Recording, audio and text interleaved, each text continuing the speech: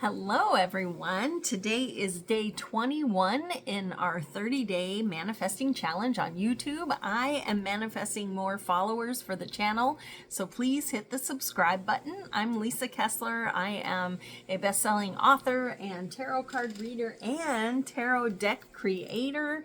So the Practical Tarot deck releases January 7th and the pre-order link is down below, along with the Practical Tarot Method book, which I also wrote, and they release on the same day.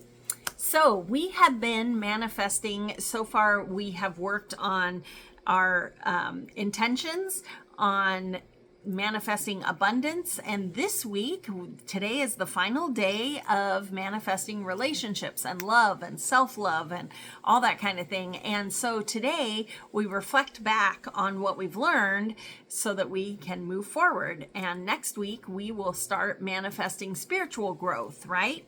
And transformation. But it's really important that you do take time to reflect. And this time of year, because it's the end of the year, I'm always working with my clients on, get out your Google Calendar and look at your year and remember all of the milestones you hit, even the ones that maybe you didn't hit, so you can find the lessons in there, right? Because how can you know where you want to be going if you haven't looked where you've been?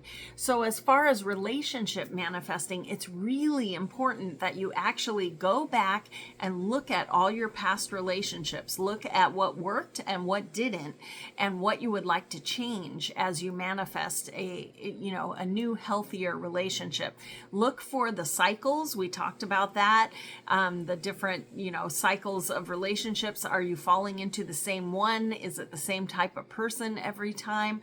Really recognize where you have been so that you know where you're going. It's one of the important steps of manifesting that most people skip because we're so excited to manifest the next big thing, right? But if you don't know where you've been, how do you know if you're progressing toward where you're going? So please take the time to look through your past relationships and figure out what worked, what didn't, and what do you really want in 2025. And this isn't just for romantic relationships, it's for friendships, for, being part of groups, for anybody that you come in contact with and have a relationship with. Could be family. So really go over that and see where you have been and what's been happening and where you would like to manifest growth for 2025. It's really important. I also want to talk about questions that you can ask yourself regarding what we went through this week. If you missed any of the videos this week, down in the notes down there, you can find the playlist and go through this week's. But think about from where we started to where we finished. What did you learn? What are ideas that you want to prioritize as you go forward manifesting love and friendship and self-love, right? Which things really resonated that you can take with you after this challenge to really help change the patterns that you might be stuck in, right? So give that some thought. Some questions that you can ask yourself is, am I prioritizing my needs? And when I reflected back, did I find unhealthy, relationship dynamics that I want to change? And then what you can do is, again, those affirmations are very powerful, but, I will trust myself in relationships. I trust my intuition. I've learned these past patterns and I'm making new choices. These are all really positive affirmations for you to take into the new year. Release the past and look to the future. So my call to action for you today is to figure out, what is the biggest relationship lesson that you have learned?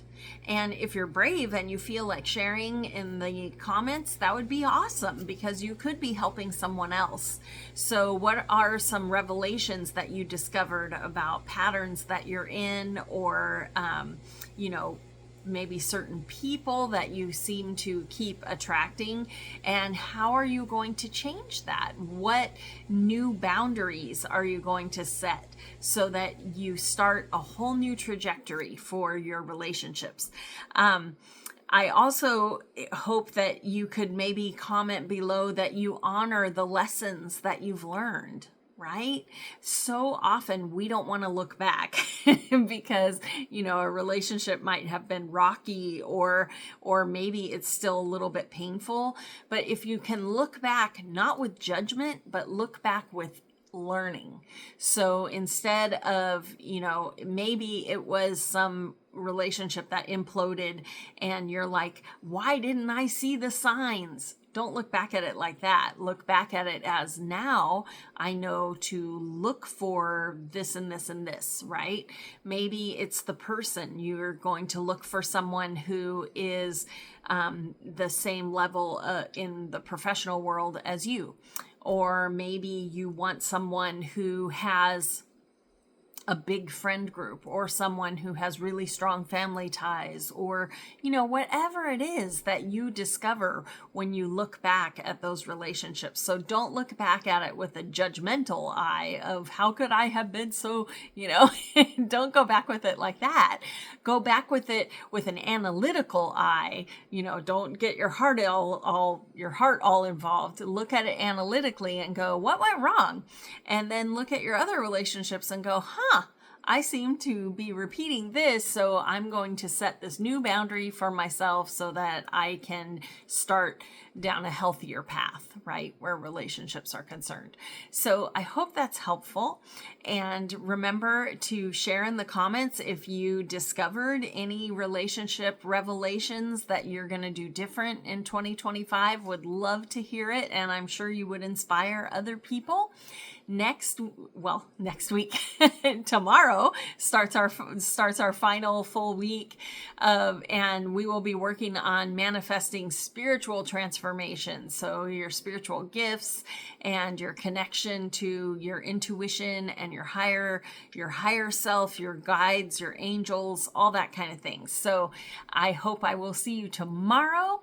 And I know it's a busy time of year, but I really appreciate you guys watching the videos, and let me know how it's going. See you guys tomorrow. Bye.